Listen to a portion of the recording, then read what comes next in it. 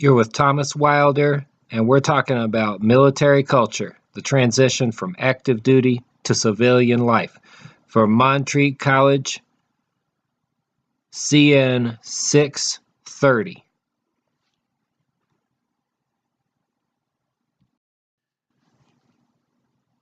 The wealth of wisdom, knowledge, experience, and humor veterans represent to our country should be seen as one of America's greatest resources. As you may know, the military is one of the most diverse subgroups, subcultures in America right now, comprised of men, women, young and old, homosexual, of differing levels of abilities, and of every race, including Native American, African American, Latino. And these veterans have all served our country with honor and bravery. The armed forces is an institution. Self-efficacy is a tenet of the institutional military life, which compels servicemen and women to look for ways to show invincibility and effectiveness at any given time. Self-efficacy continues sometimes into civilian life in the career choices we see veterans make, which may include law enforcement, firefighting, deep-sea fishing, security contracting, anything that can kind of bring a little continuity from their days in the military service to their current careers in the civilian sector. Masculinity permeates the lives of veterans. Troops are taught to soldier through feelings, anything outside of masculinity. Soldiers are also taught to show no weakness, and that showing weakness is bad. Macho type emotions transfer to civilian life for veterans in the form of stoicism and many other forms.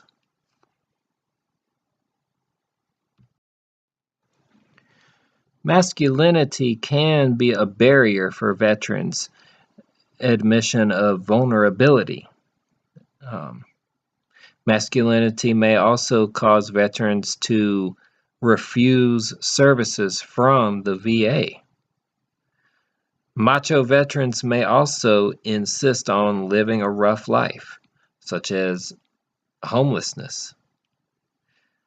Veterans frequently choose careers where masculinity is focused upon.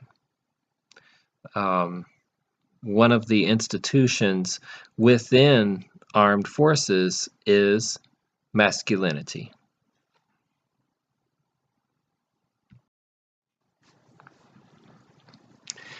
Being masculine is important for the soldiers and is good for a man until the macho man treats women disrespectfully. Gender discrimination and violence toward women is harmful to our country and to our armed forces. If you will please watch the video clip attached to this slide. It speaks a little bit about this gender discrimination that happens in the armed forces. And I'm thankful for Vice for providing this material. What will it take for society and the military to embrace what is good about masculinity and shun what is harmful about masculinity?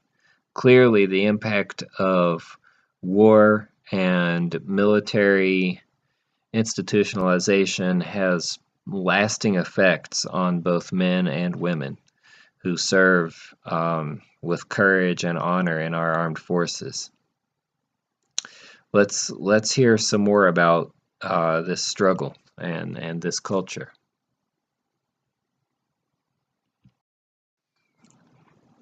Military friendships are another way that continuity occurs in the lives of veterans as they venture forth into the civilian sector. The continuity of military friendships is valuable for the transition from service to civilian life.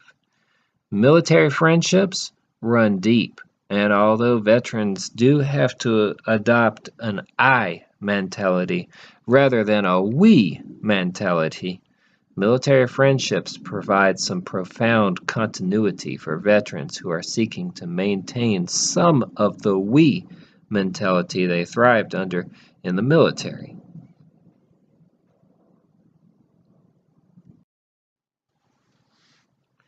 Military friendships provide support for veterans as they transition from military duty to civilian life.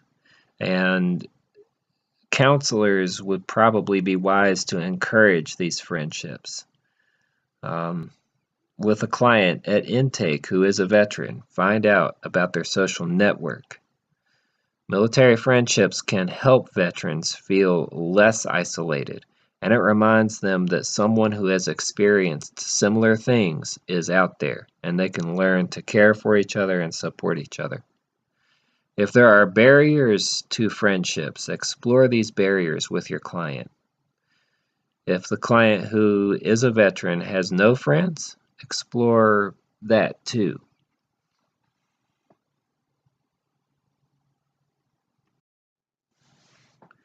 Military veterans constantly look for continuity from their military active duty to civilian life. How veterans cope with what persists from their days as a soldier to their life as a civilian will have a bearing on how well they transition from active duty to civilian life. Some veterans have not left the battlefield mentally, even though the war ended years ago. For many veterans seeking a type of holistic healing or a holistic way of life is very therapeutic, and perhaps we should take a lesson from this next clip. Please enjoy. Veterans represent such a diverse population. Military institutionalization affects each veteran differently. Counselors working with this population should help this veteran holistically, not just help them find a job and not just help them find the resources that they have earned and are entitled to, that our country is happy to share with these veterans through the VA and other similar programs to help care for our veterans. But the counselor working with this population should also develop a deep understanding of the individual client and avoid generalizing his or her experience within the military. Working with the veteran, you are serving to invent healthy ways of continuity from military service to civilian life.